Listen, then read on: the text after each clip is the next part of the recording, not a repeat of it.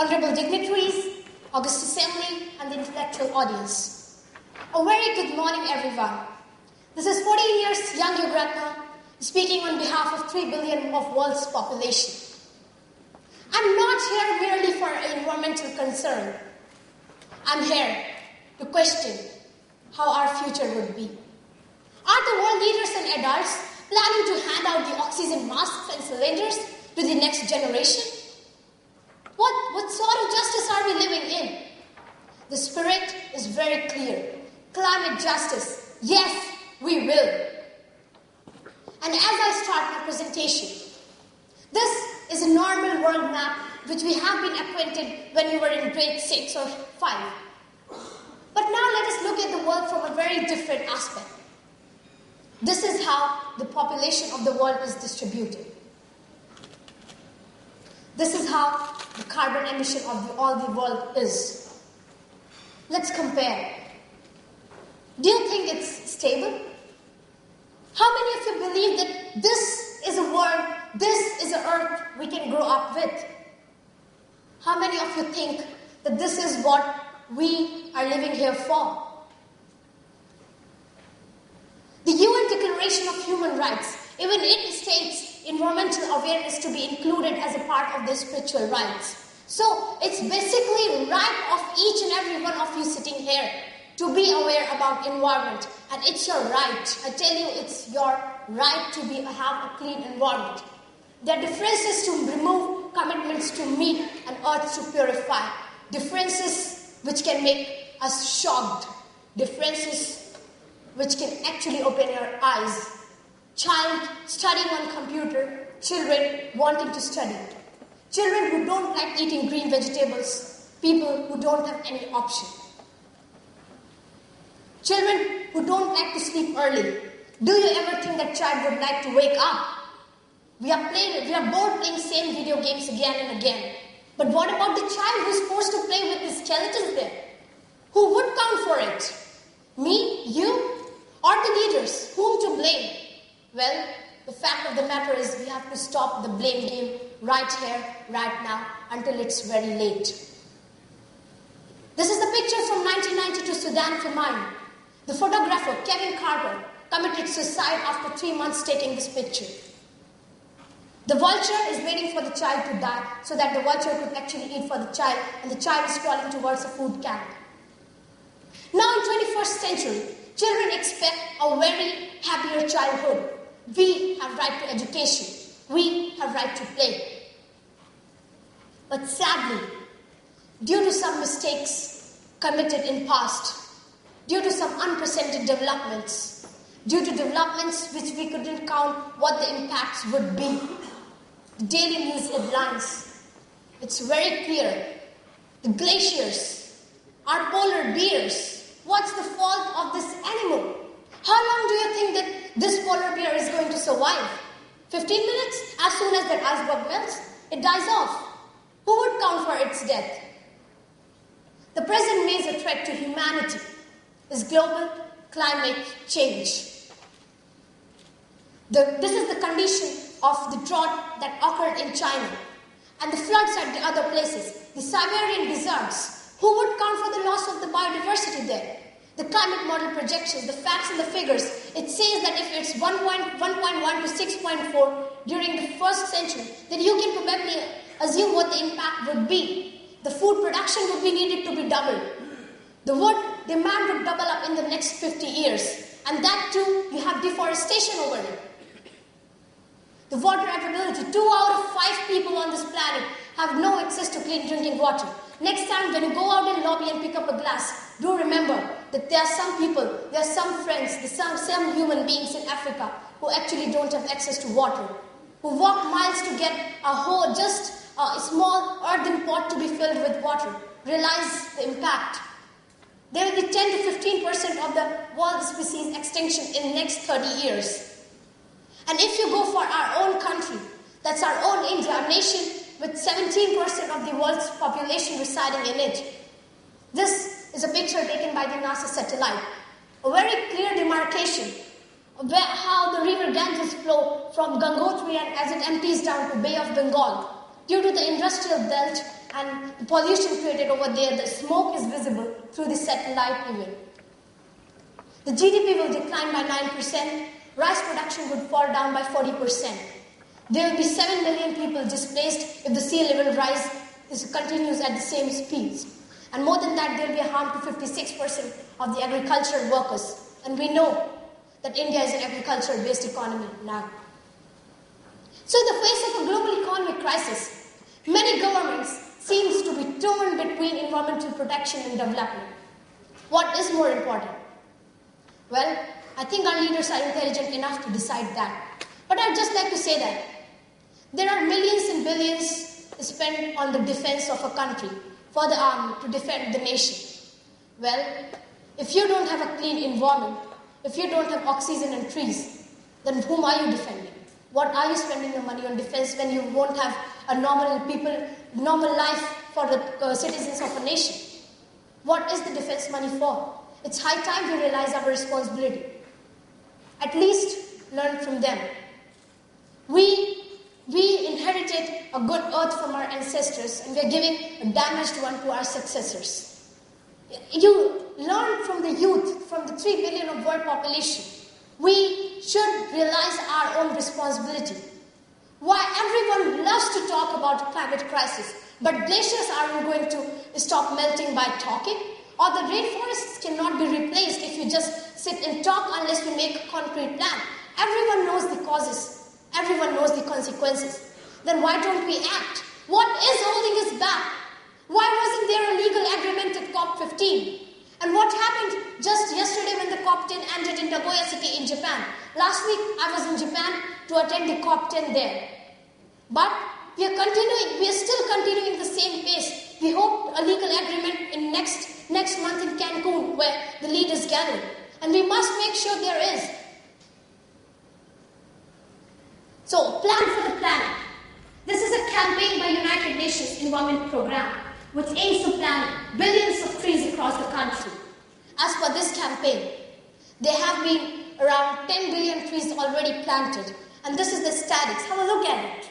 The countries which pollute the most and the countries which don't pollute, and look at what they are doing for the benefit of the earth in planting of the trees.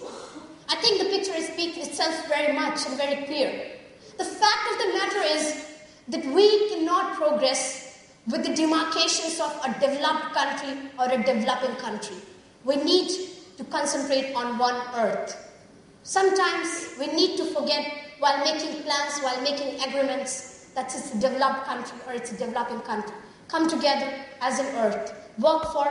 Make sure that you work for the future generations. And the thing is that we work for climate justice. Each tree that we plant is a symbol of climate justice. Each activity that is done is a symbol of climate justice, that we are together.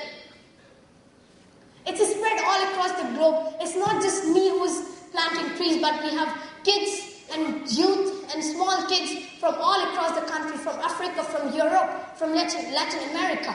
It's spread all across. And it's a promise made by me to the executive director, Mr. Steiner, that yes, we will plant 1 million trees in our country. And regarding this, I started my journey in Norway 2008.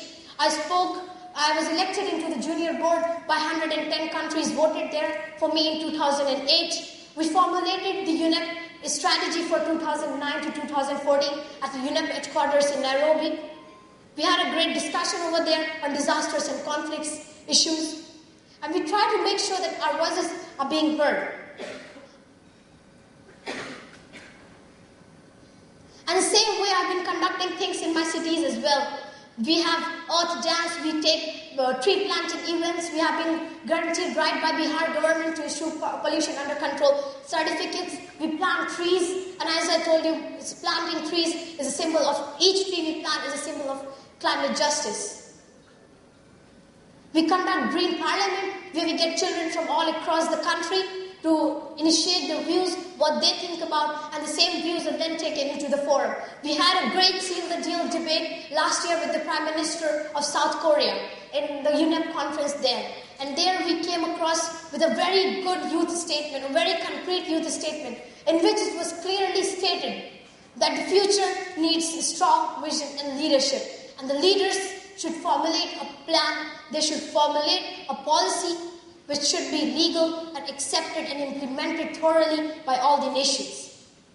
And I had a press conference with Mr. Steiner where I clearly stated that please listen to our voices. We are the ones whom will give us the future. Adults say that we are the future. But let me tell you, we are not the only future.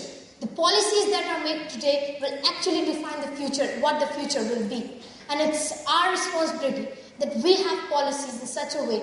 And I know that we all cannot force leaders, we all cannot do anything in the high-level events or in the negotiations. But what we can do is, if we work collectively as one, our voices would be stronger, our concerns would be of a greater level, and definitely, as we say, the unity is a strength, our voices would be heard. I spoke at the United Nations General Assembly last year, and I personally discussed the matters with head of states of various countries, from head of state of Japan, of Sweden, from Costa Rica, and this picture was on the cover page of United Nations magazine for COP10 with His Excellency Mr. Al Gore. We had a press conference with the Chinese Environmental Minister, and from the African countries, the Prime Minister of Ghana, and the Chinese Environment Ministers was very supportive and he was supporting the idea too much, and he very clearly stated that China has a great population, but they too have contributed a lot to the Billion Tree campaign and how we work. So I just want to ask all of you two questions. If national security, peace, and economic growth are priorities, then why not climate change? Do environmental problems recognize any geographical or political boundaries or age groups? Well, my answer is certainly no. If you have, maybe if a particular group of countries emit more, but the loss would be suffered equally by all the nations.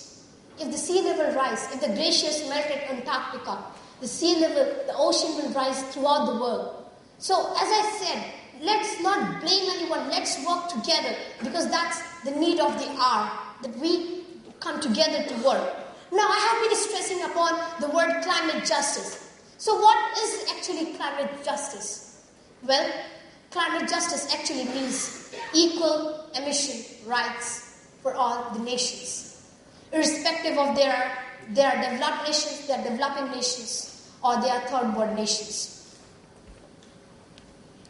The climate justice actually also implies that while we are solving the climate crisis, at the same time, we need to solve the other problems as well. We need to solve the climate crisis in such a way that issues like poverty at the same time are also resolved. So it's a very huge concept. It's a very huge concept of climate justice. I've spoken to teachers, 2,000 teachers in my city regarding this. The Tata Motors also support us for the same campaign.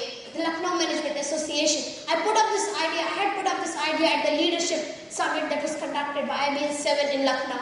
And I put up the idea of having a climate change cell in the state. And the very great thing was that when the environmental policy of Uttar Pradesh was formulated, the idea of climate change cell was actually legally included in it. So, as I said, if our voices are strong, if our ideas are concrete, because it's the youth which have to make the difference, then definitely we will make a difference.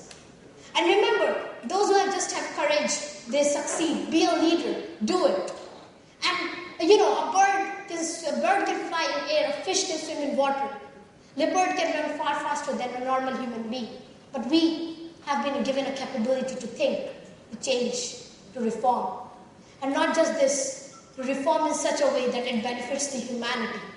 Let's look beyond the national profits. Let's look beyond the personal profits. What about our Prime Minister's idea of having energy-efficient campuses? That was indeed a great idea. If we can have energy-efficient campuses in the universities, at the public places, then definitely we will make a great difference. Few months back, our environmental minister launched a policy of having $200 million spent on restoring forest resources that have been lost by our nation. It's indeed a great idea, but what we have to ensure is that the money actually reaches the things which are in need and the plans are concretely carried out, because that is what we need, the enactment of the plans. Always remember, there is only one Mother Earth, care it and share it. So let us take a pledge to protect our Earth on which we were born and from which we still live. And quoting the US President, as he said, we need to understand the enormity of task that lies ahead. The challenges that we are going to face are the greatest of our lifetime. A rising population, a planet in peril, and the worst financial crisis of the century. It's upon us how we act, how we make a difference. We have miles to go with the earth, and as I said, the spirit of children and youth, the spirit of 3 billion of the world's population lies in climate justice. Yes, we will. Thank you so much. The data sources and the